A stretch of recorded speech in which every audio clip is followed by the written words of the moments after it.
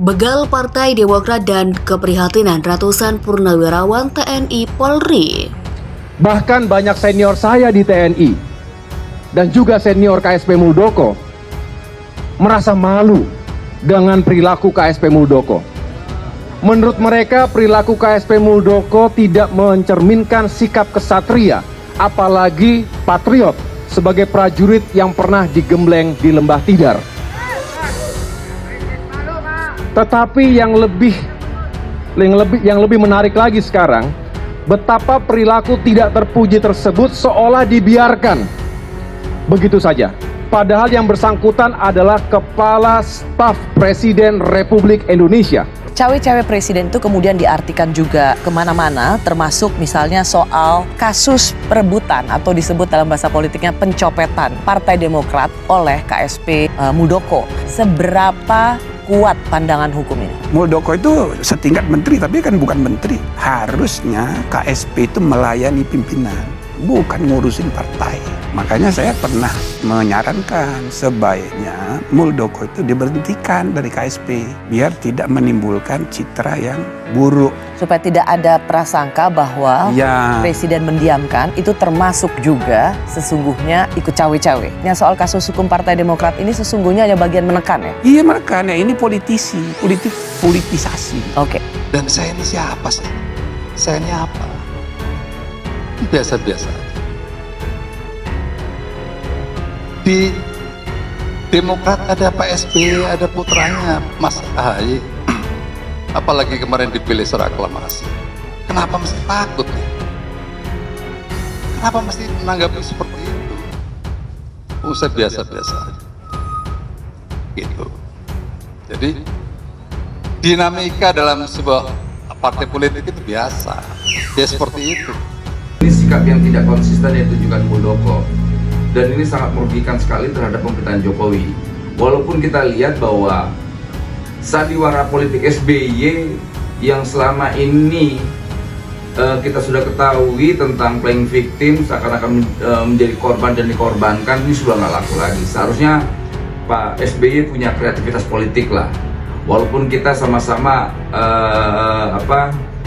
melihat bahwa perilaku Muldoko ini sangat merugikan sekali terhadap pemerintahan Jokowi yang terakhir, dan ini bahaya buat demokrasi, bahaya juga buat Jokowi. Jadi saya hanya berpendapat presiden layak untuk mencopot sosok Muldoko. Karena apa? Karena pemerintah tuh menganggap belum ada masalah hukum. Kita menganggap belum ada KLB. Karena apa? Karena KLB itu kan harus dilaporkan dulu hasilnya, ya. Dan KLB itu kemarin yang disebut KLB itu kan tidak pakai izin dari pemerintah dan sesuai dengan aturan-aturan yang ada, sehingga nanti kalau kita ditanya mau diapakan sih ini, ya kita lihat apakah penyelenggara yang disebut KLB itu nanti mau melapor perubahan ke perubahan partai, pengurusnya maupun ADART-nya melapor ke Kemenkumham, itu hukumnya. Nah kalau sudah melapor, nanti baru akan dinilai apakah KLB-nya benar.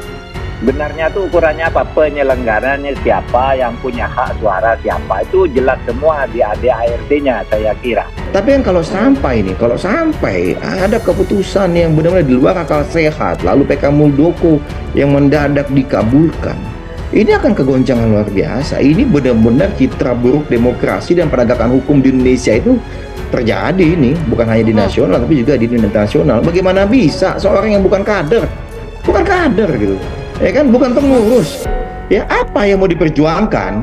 PK itu kan memperjuangkan keadilan, Mbak, melalui hukum.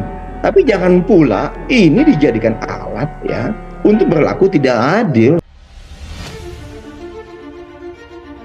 Begal termasuk begal Partai Demokrat tentu bukan hak konstitusi. Tidak ada satupun landasan konstitusi yang membenarkan tindakan begal. Begal adalah tindakan perampasan atau pengambil alihan tanpa hak terhadap suatu objek. Gugatan Jenderal Muldoko atas kepemimpinan Partai Demokrat, benarkah itu hak konstitusi Muldoko? 16 kali gugatan Muldoko selalu kandas menunjukkan secara konstitusi gugatannya ditolak. Ini berarti Muldoko melakukan upaya perampasan secara tanpa hak atas kepemimpinan Partai Demokrat. Seperti kita ketahui, kepengurusan yang sah Partai Demokrat sampai dengan saat ini di bawah kepemimpinan Agus Harimurti Yudhoyono atau AHY.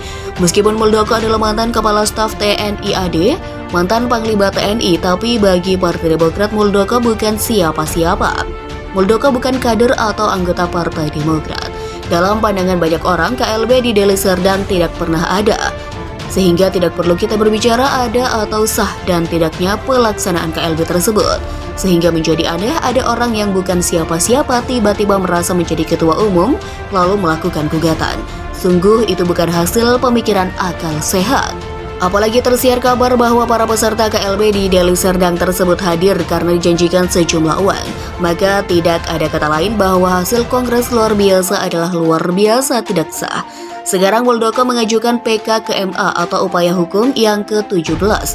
Bila proses hukum ini MA benar-benar melakukan secara fair, maka diyakini PK Muldoko akan ditolak oleh MA. Sebab pengangkatan Muldoko luar biasa tidak sah serta tidak memenuhi pikiran akal sehat, apalagi upaya hukum Muldoko untuk merebut Partai Demokrat telah 16 kali gagal total. Terlepas dari kenyataan bahwa prestasi yang pernah disandang oleh Muldoko sebagai Kepala Staf TNI AD atau Kasat dan Panglima TNI adalah berkat jasa dan pengangkatan SBY, Presiden RI waktu itu, dan semua orang tahu SBY adalah ayahanda AHY. Maka upaya Muldoko tersebut bukanlah tindakan berbudi, apalagi bila dikaitkan dengan nilai-nilai moral Pancasila. Muldoko ibarat kacang lupa kulitnya, dia membabi buta menikam orang yang telah membesarkannya.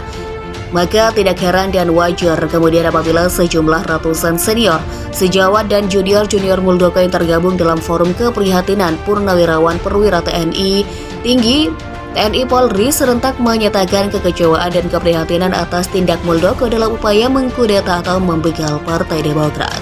Mereka menilai sikap Muldoko tidak mencerminkan kepatutannya sebagai Purnawirawan TNI, terlebih sebagai Purnawirawan Perwira Tinggi.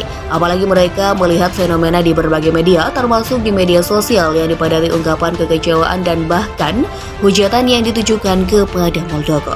Para Purnawirawan Perwira Tinggi TNI Polri ini juga memberikan dukungan penuh kepada para hakim MA untuk mengambil keputusan sesuai norma hukum yang membela keadilan.